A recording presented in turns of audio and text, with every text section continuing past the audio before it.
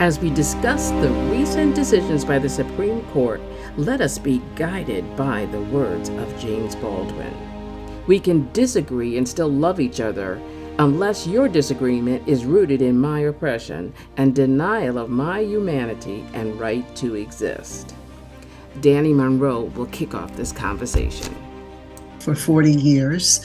It is a statement about where the United States is around race and what a conservative world we're living in now. It also has long-term implications in terms of diverse students actually being able to be educated and therefore going on to other professions. It has implications to corporate America and whether or not they use this as the pathways to open up the conversation around DE&I programs. It is so complex that it is hard to say it's one. Not unexpected for those of us who have been doing this work, especially given the conservative makeup of the court. So we are going to see some DE&I programs go away in university. That's already happening. I think DE&I leaders, chief diversity officers in universities are going to have to figure out a strategy to work around this new roadblock that's there.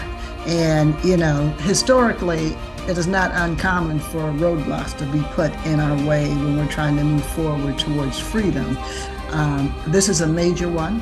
I think the universities are going to be faced with how do you really execute on this new law, because it's a double-edged sword. And I think the big piece is the conversation about how do we maintain diversity on our campuses, because we know that does foster a more effective, greater learning environment. And at the same time, be within our legal realms to do that. So I think it's bringing together their general counsel, their admissions people, their chief diversity officer, some professors, and really begin to say, what's our new strategy given the new reality? Here's one of the things that I'm greatly concerned about with this whole ruling. You can't be a little bit pregnant, right? You either are or you aren't. And the way that they have come down on this law, you split the hairs with, you can't check the box, but you can talk about it in, your essays.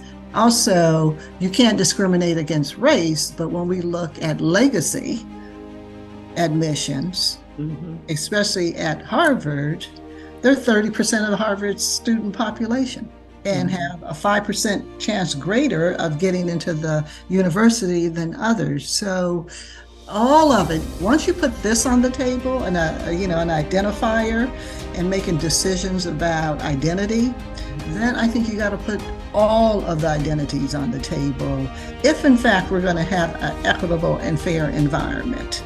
Because I should not be given preferential treatment because my parents went to Harvard, right? Or my mother teaches at Harvard.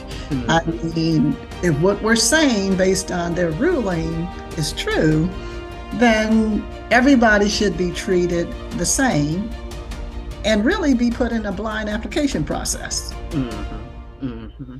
But see, legacy has benefited whites, and they don't see it as a affirmative action step, but it really is based on just their association or who they were born into, what family they were born into. Yes. Now let's explore the role of white women along this journey in affirmative action. Absolutely. When I started this work, Janine, that we were talking about race, we were not talking about gender in terms of female and progressing through organizations. And slowly what began to happen is white women became the focus of the work because it was much more acceptable to the white men that were in power positions. And so they have benefited tremendously off of affirmative action. Danny shares important information about the Martha's Vineyard Chief Diversity Officer Summit, which is coming up.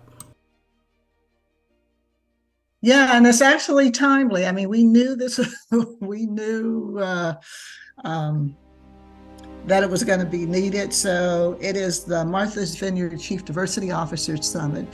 Focus at Chief Diversity Officers. We have 175 coming from across the United States in 24 different industries, and probably are representing close to 2 million employees. And this is a forum designed to increase their thought leadership, allow them to take a step back and rethink how they're doing their work, to do some networking, to learn a little about what other corporations are doing, and really to exhale and heal from the work that they do on a daily basis, which is often they experience secondary trauma. Because the racism and sexism and all the isms that they are having to manage and juggle in their organization. And so the title is From Affirmative Action to Belonging. We wanted to take a step back and look at this last 45, 60 years over the course of what's happened in the different phases that have gone on in that period of time. And now as we enter this other phase, post affirmative action, it will require new strategies and ways of working.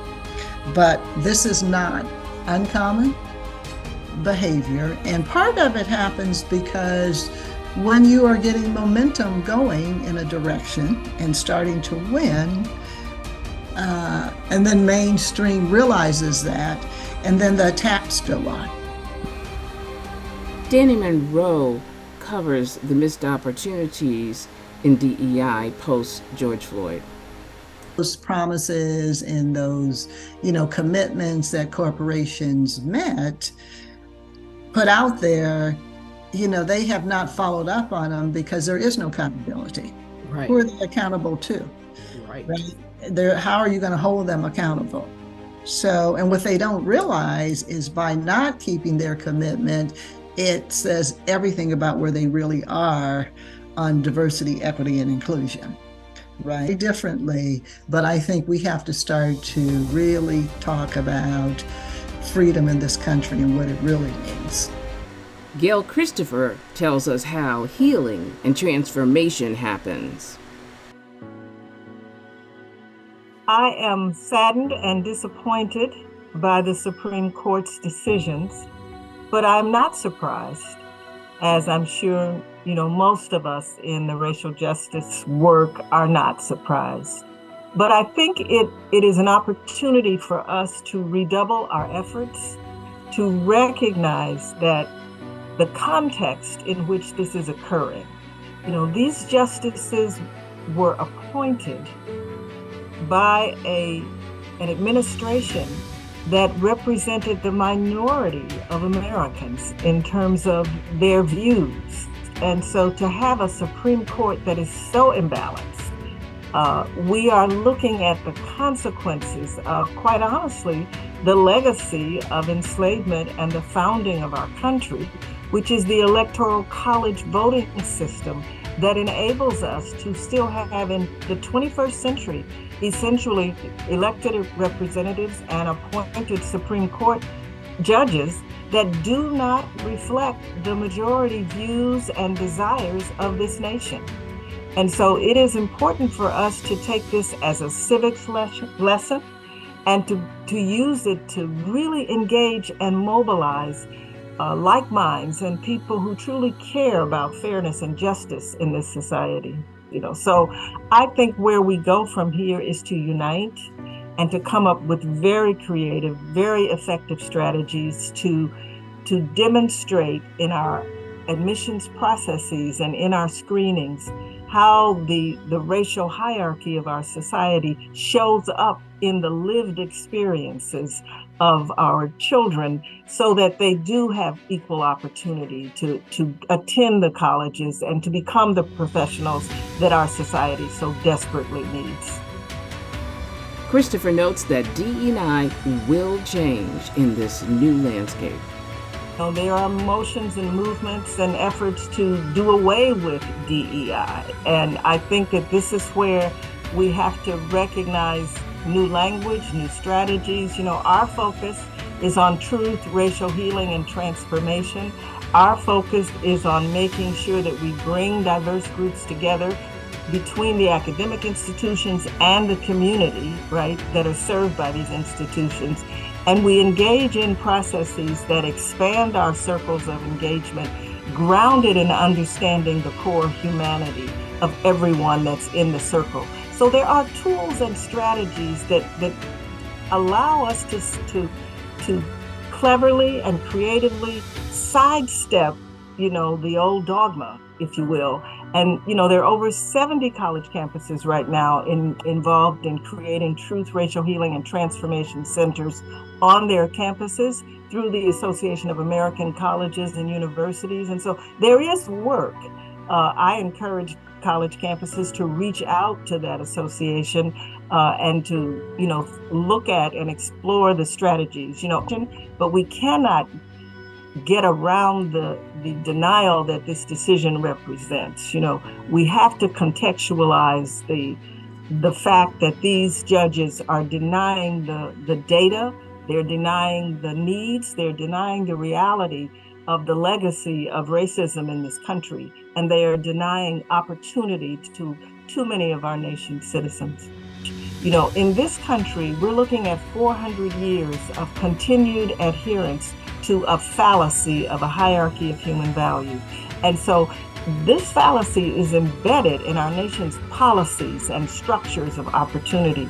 So truth, racial healing, and transformation is a much more comprehensive approach that has in it this commitment to true transformation of systems of opportunity through policy change hierarchy. So, in summary, the work is happening in this country, and those of us who are committed to the work, we just can't be sidetracked or depressed or, made to feel that it's hopeless by this politicized moment, you see.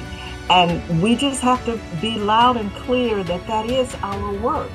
And this moment of political, division, this moment of weaponization of ideas, it's a passing moment in the evolution of our country, but we really have to have the skills and the capacity to move past this time. Larry Watson, a former dean, professor, and musician extraordinaire, will share his thoughts.